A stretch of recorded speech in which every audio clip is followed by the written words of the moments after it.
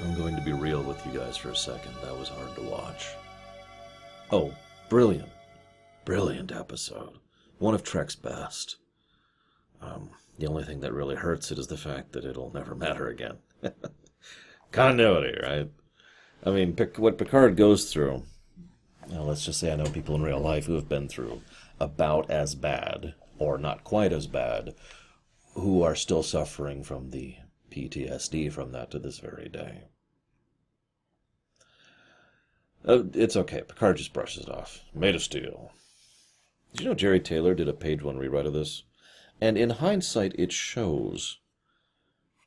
I've always said it's really hard to nail down what Jerry Taylor is good at. And the best way I've ever come up with explaining it is she's good at the non-sci-fi stuff.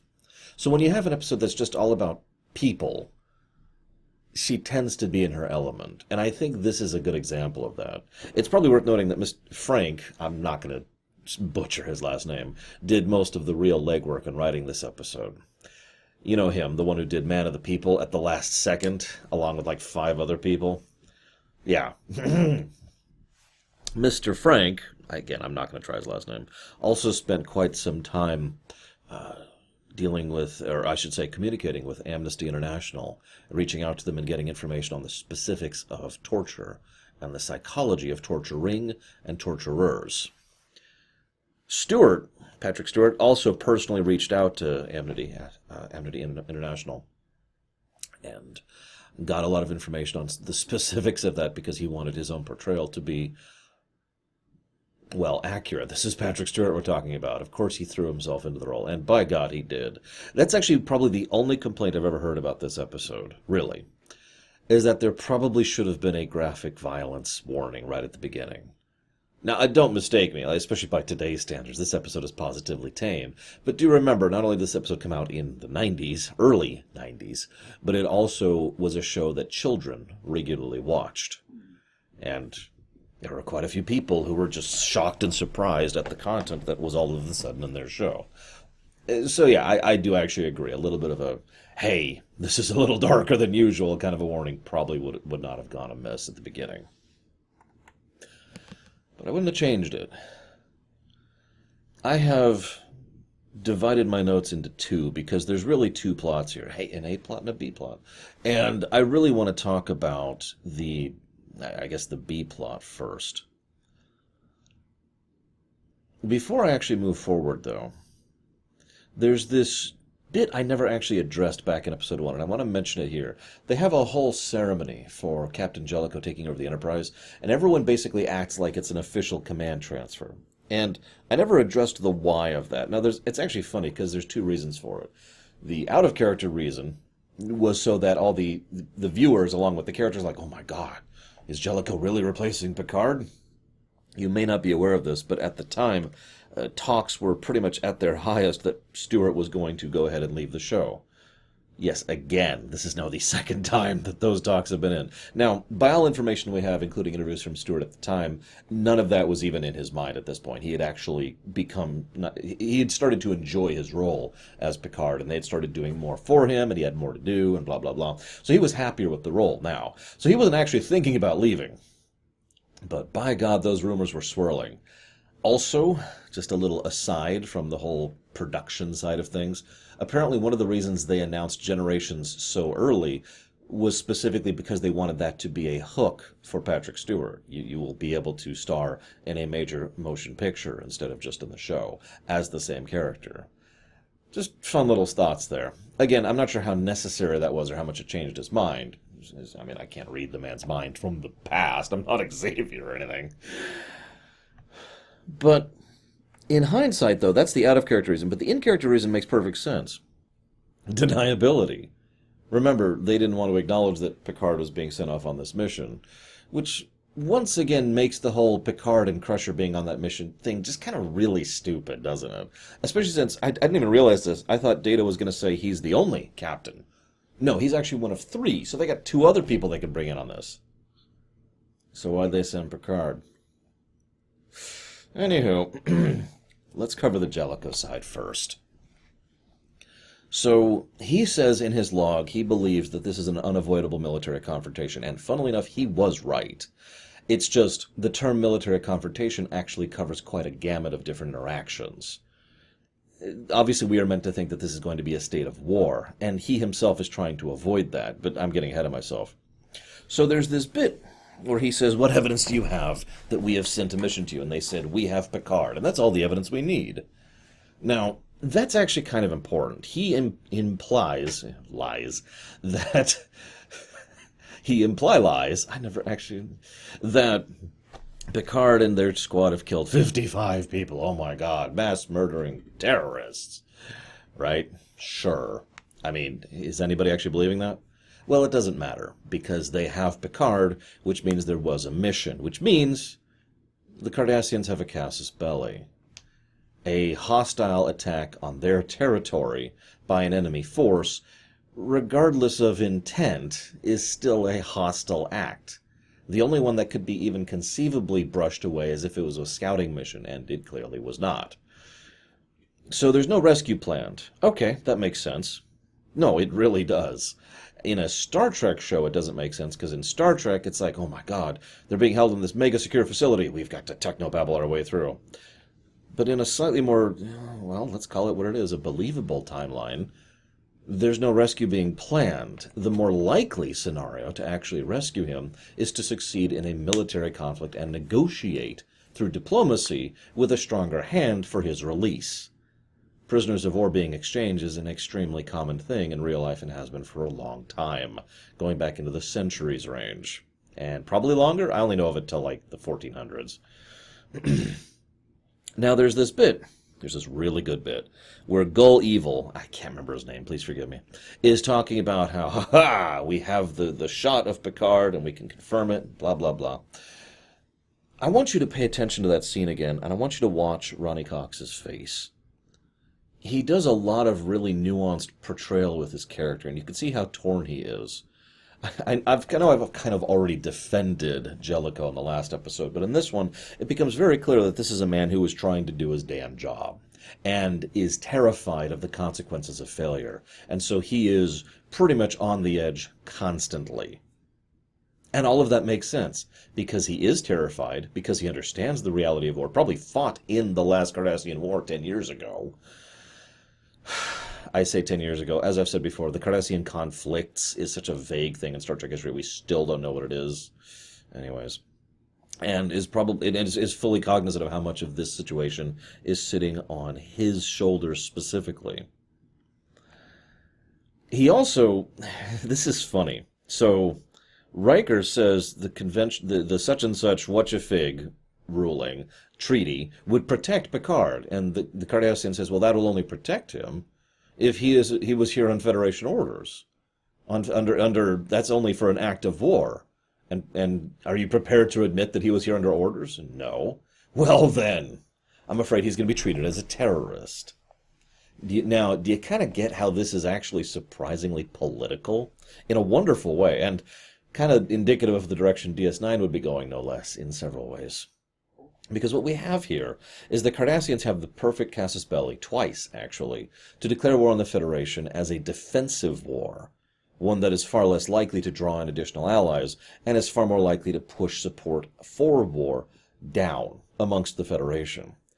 In fact, what they're probably pushing for here is a quick conflict, where they will quickly grab a few territories, and then, as a peacemaking measure, offer peace, now that basically piecing out. Everyone keeps what they have, right? Just that kind of a thing. We took these 3 systems, we're good.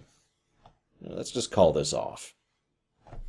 Now, under these circumstances, technically it'd be the Cardassians pushing the war. Or I should say more accurately, technically it would actually be the Federation pushing the war, because the Federation initiated the first hostile action. But in reality land, it would be the Cardassians doing the attacking. That's why the Cardassians are so careful about their maneuvering here. See, if they admit he was there, then that would protect Picard. Picard's life would be salvaged. However, as a consequence, that would be openly admitting in a public and diplomatic state that the Federation committed a hostile act, allowing for the act of war.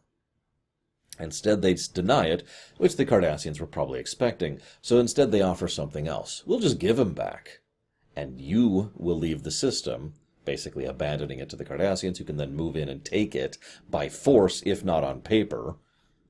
And we'll just forget this whole thing and move the incident away.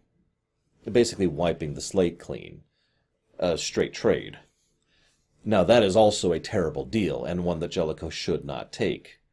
And I love pointing out the complexities of this. The only catch is Riker doesn't get into that. Now, you could say that Riker doesn't get any of that because he's more concerned about Picard, or because Riker is not that large-scale politically minded. But Jellico has to flat out tell Riker the truncated version of what I just told you. So then Riker's relieved. And then Jellico appoints Data his second-in-command. You know, one of the things I find interesting, in both Episode 1 and 2, Jellico gravitates towards Data a lot. And I can see why. And this is ultimately one of those things that's just kind of going to be up to your opinion. Because ultimately that's what Jellico wants. A crew of androids who do what he wants them to do. He wants to play StarCraft. He doesn't want to lead people. I think, ultimately, this is why I like this episode on the Jellico side. Because he's not a villain. I firmly don't agree that he is a villainous character. And Ronnie Cox didn't think that either, for that matter. But he is one side of an argument that is not necessarily correct. Forgive me for skipping ahead here, but there's this little bit where he's talking to Riker. And, you know what? He starts off as affable, honest, talking about music. Riker just shuts him down. He's like, okay, fine. And so he admits what he thinks of Riker. And if you put yourself in Jellico's shoes, he's right. Then Riker admits what he thinks of Jellico. And if you put yourself in Riker's shoes, he's right. What we are seeing is two military officers who command in very different ways. And what I love is that Star Trek often reaches for the neither side is right idea, but it doesn't always succeed at it. Here I think they do. Riker's side is more of the fatherly light touch thing, encouraging coordination, cooperation, and teamwork amongst people in order to engender a family kind of a society. Making sure that it is an open environment, which is engendering trust. And in fact, I'm going to use his own words here. An atmosphere of trust and inspiration. Jellico's style of command is that he is the one ultimately on point. He, specifically. And that he gives orders that he needs to be followed to the best of their ability without him having to worry about the nitty-gritty details or specifics. I have two perfect examples of that. First, in the meeting room earlier when they decide to go to the thing, it's not a meeting. It's a briefing. When Picard calls a meeting, he calls that because he wants everyone's input.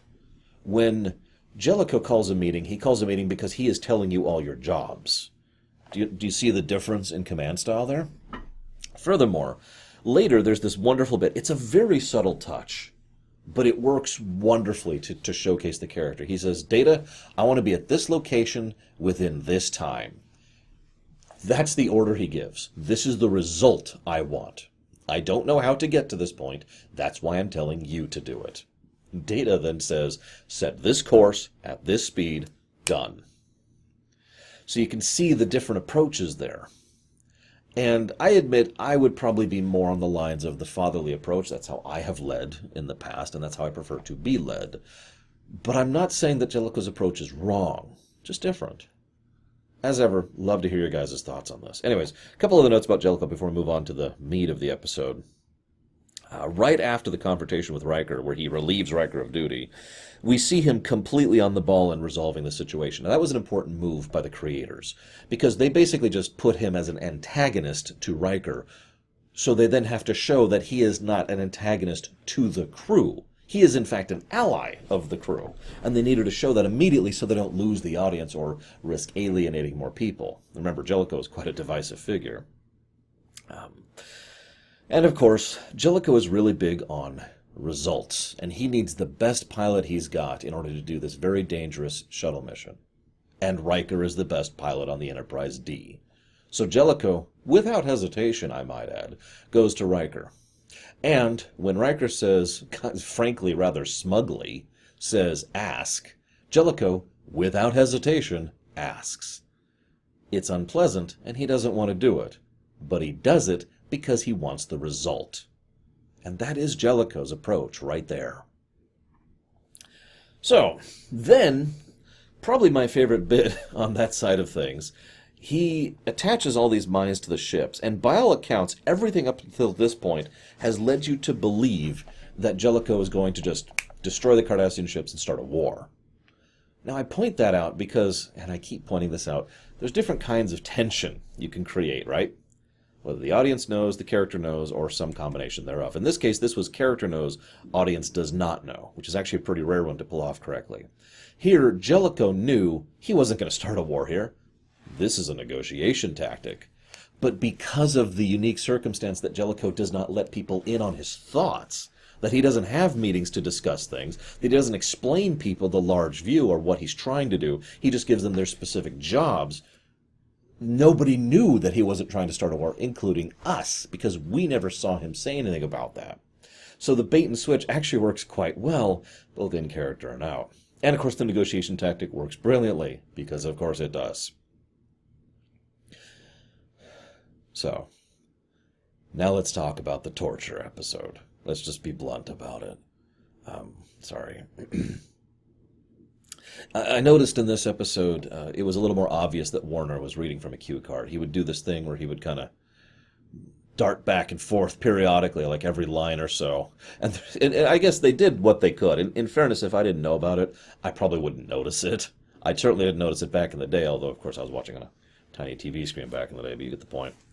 Anyways, so they inject him with a serum to get the truth out of him. And he doesn't know. We need the information from Venus Corvo. I don't know.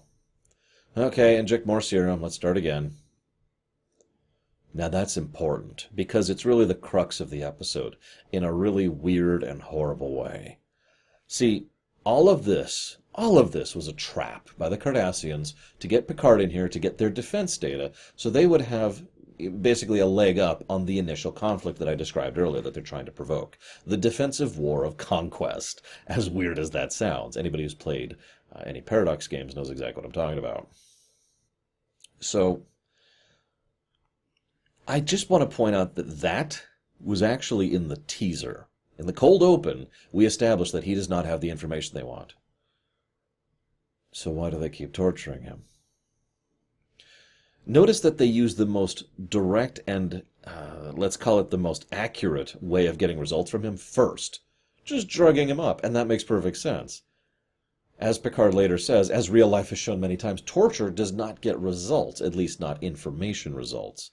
Picard himself in this episode says, I would have told him anything.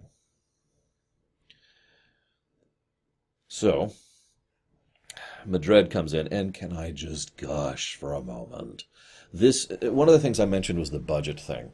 This episode in particular was extremely cheap, even though it had 3 major guest stars who appeared regularly and had regular speaking lines, because of the whole 2-part thing, but also because they used existing sets and then 1 room and 2 actors acting off of each other. Oh, sure, there's other characters. His daughter comes in, there's the other Cardassian guards, but basically, this is the Gul Madred and Picard show. And you have just put, in my opinion, at least at this point in time, back in 92 or 93, whatever it is, you've just put 2 of the best actors in a room together to act off of each other. Yeah, no, of course it turned out amazing. Now, the first thing Madred does, I'm going to try really hard not to call him Warner. First thing Madred does is he establishes a rapport. The idea of archaeology. Have you ever seen the archaeological digs of Cardassia? The ruins. They've been plundered, of course. So he does 2 things very carefully right at the beginning. First, he establishes a rapport, and then he establishes a further connection by hinting in a passive sort of implied manner that he finds it regretful that war and conquest have managed to ruin the archaeological side of things. Things that he knows will get Picard's attention, connecting with the man on a personal level. Then he immediately switches over to the point where he's going to go ahead and bring out this knife. Notice he never uses the knife to cut Picard. Picard gets a few cuts, but that's mostly just as a consequence of just interaction. because implied violence is almost always more effective than violence. Then they do probably the worst thing to him, at least from our perspective. We have to see naked Patrick Stewart. It's horrible. No, I'm sorry. I have to joke about it. This episode brought me to tears. Today, now, rewatching this, still hit me that hard. They strap him up. They put him in the cuffs. They put him in the cuffs, and they hold him up to... I can't do it because I'm wearing the suit. You can't raise your arms. But they just dangle him there and strip him of all his clothing to dehumanize him, to prevent him from having a sense of self. And he flat out tells him, I'm just going to start calling you human from now on. You no longer have an identity. Good night, and then they leave. Fun fact, Patrick Stewart actually did get naked for that, because he wanted it to be as brutal and horrible as it could be. It was a closed set. They had like 3 people on the set for that, counting Stewart himself. I guess that would be 4 people, excuse me. And then they leave him there.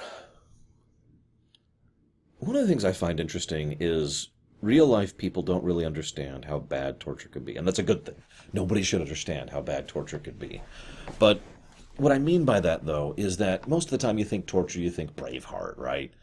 Someone's carving up your belly with a knife. I mean, yes, that's torture. But there's so many other horrible, terrible, disgusting, awful things that can and has been done in history to fellow human beings, to hurt them.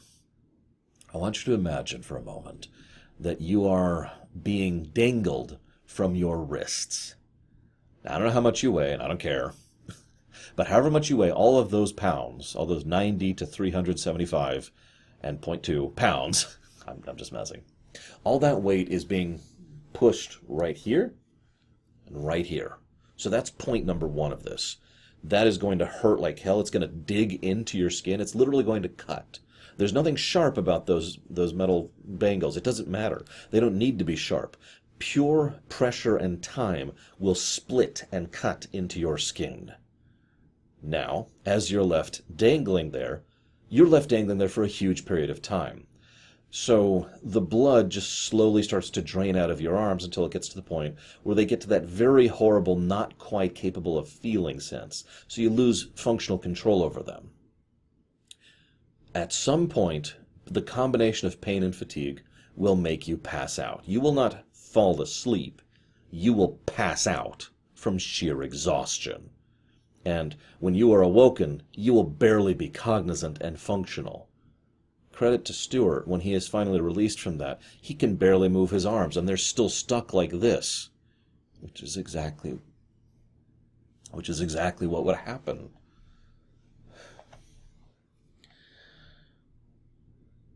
So, comes in. He's got the bruises on his wrist. I know this is going to sound strange. The bruises on his wrist are a nice touch, but they're actually much less bad than they should be. That's okay, though. The only way they can make that worse is to probably actually splinter Patrick Stewart's wrists, and that's incredibly unpleasant, so I wouldn't recommend that. So then they turn on the lights. How many lights are there? Now, everyone in the world has brought up the obvious 1984 parallel.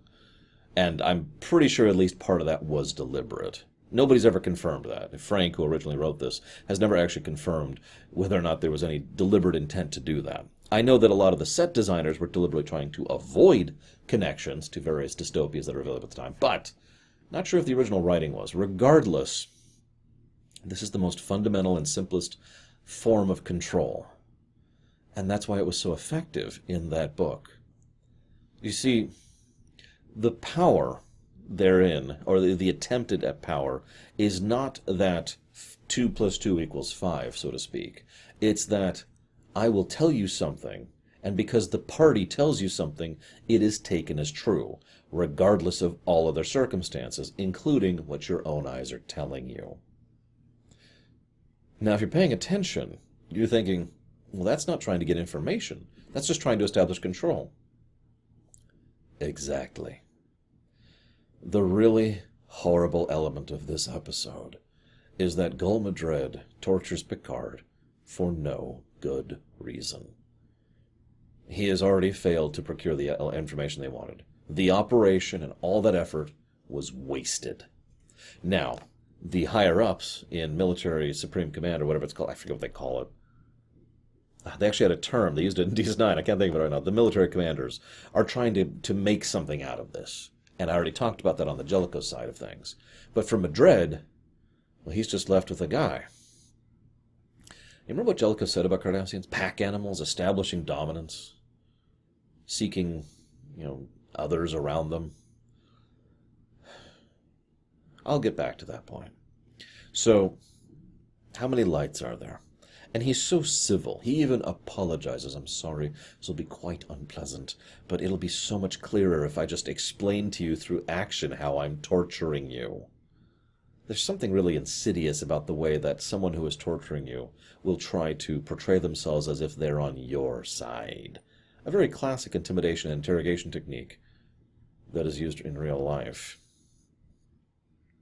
by the so-called good guys. And I only make that point. I'm not trying to make a political statement. I'm just saying the stuff they do in this episode, with the exception of some of these specific elements, like the whatever the thing is they put in his neural system, for example, is stuff that civilized nations do in a modern society which tries to avoid things like the Iron Maiden, for example. So then his daughter is there. And he admits, he actually, in his attempt to continue to open up to sentiment with Picard, he admits, I think honestly, how amazing it was, the power she has over me, and how easily and effortlessly she wormed her way into my defenses. Which is true, the kids tend to do that. But in so doing, he admits the first chink in his defenses. Because Picard starts to speechify at him, basically. And so Picard hits him right in the sentiment. And he provokes him. And provokes him until Gul Madrid physically strikes him, completely losing control of the situation. Remember, Madrid doesn't need to hurt him physically. In fact, if he does so, he's basically failed. He can use other forms of torture or asserting of dominance, including the methods he has, like fatigue and starvation, as well as dehydration. But if he has to resort to physically hitting him, he is doing so out of his own angry outburst, and in so doing, he has revealed his weakness. He starts to recover after that.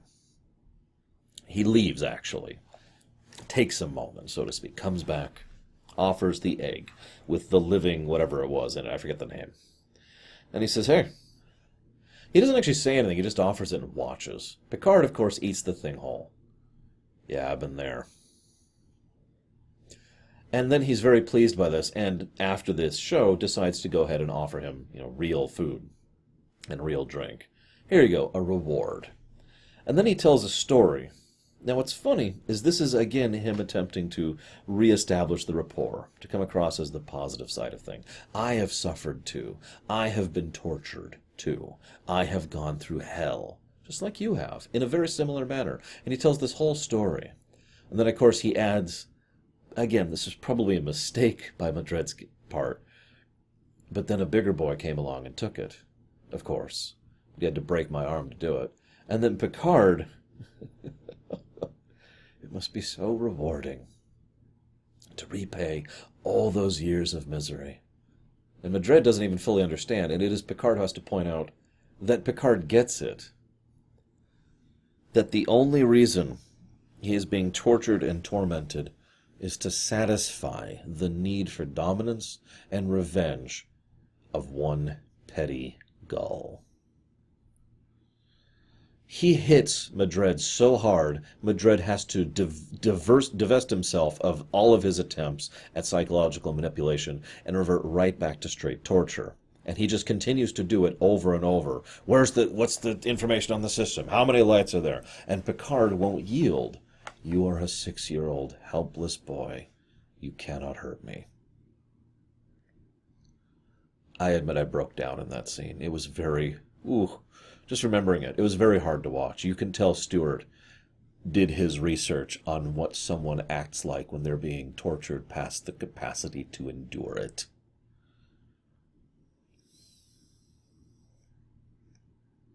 So, he offers him the fake freedom. This actually happens earlier. I'm sorry, I screwed this up. He offers him the fake freedom to establish control. You can go. You've won. I'll get what I need from the woman. Worf's dead, of course. Now, all of this is, of course, a complete lie. And funnily enough, I'm actually curious what would have happened if Picard had taken him up on that. He wouldn't, naturally, because this was just a part of showing him a fake choice, which leads to the final fake choice. Note that at this point, this is after the Jellico stuff has resolved. The Cardassians have capitulated. They have lost at the negotiation table, and Picard is to be set free as a stipulation rather than as a bargaining chip. So he comes in and he gives him the final choice. Now, what's interesting about this choice is if completely detached from reality, this choice is obvious. Do you want to be tortured for the rest of your life? Or do you want to be kept in relative... He basically implies he's going to be a prisoner, but he's taken care of. You can have food and drink and clothing, and we can study some archaeological ruins together, and we can talk. It'll be fascinating. Which do you take? Well, obviously you take the second one, right? But the problem is that only makes sense if you assume that both choices are absolute, as in they are the only two choices, and that they are valid, as in they are legitimate. Keeping in mind, he has been doing nothing but trying to break Picard this entire time. Even now, he is trying in one last desperate attempt to break him. He himself says we had unfinished business. For no other reason than to simply do it. That petty need to establish his dominance over a broken man. Now, he fails, obviously, but at the same time, and this is an interesting point, he actually succeeds completely. This is probably one of the better elements the episode has. As what we see is Picard's defiance. There are 4 lights. But while that is a powerful scene, and meme-worthy, obviously, that scene isn't actually Picard winning. That scene is Jellico winning. Picard is... the only reason Picard does this, the only reason Picard manages to maintain his defiance, is he is informed, in no uncertain terms, that everything he was just told is a lie and he's about to be freed to go. That's the only reason. As he himself admits to Troy later, not only was he willing to say anything, but he actually believed he could see 5 lights in those moments. Because one of the points that was trying to be made by the writers and director and Stewart himself is that torture breaks all of us. Oh, sure, in fiction we bravely stand up for ourselves as we're being tormented or tortured, but in reality, no. Torture breaks people. The only question is how.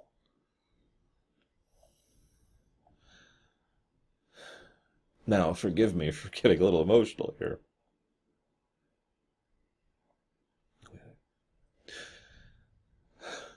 Because I was going to end on a far more neutral point. I'm sorry for losing myself here. I wish this mattered in the future. This will never be referenced again. The only way this episode actually really matters, continuity-wise after this, is because thanks to the screw-ups, and I told you I'd talk about this, thanks to the screw-ups back in, with the timing of Chain of Command and the fact it was stretched out in 2 episodes, the very next episode that came out after this was Emissary.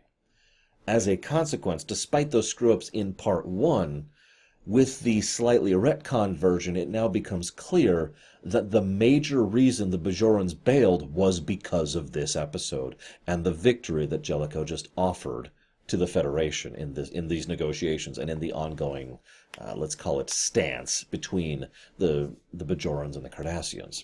Now, I don't say that to dismiss what the Bajorans were doing. Obviously, the Bajorans had been doing a great deal to make the occupation as painful and as costly as possible.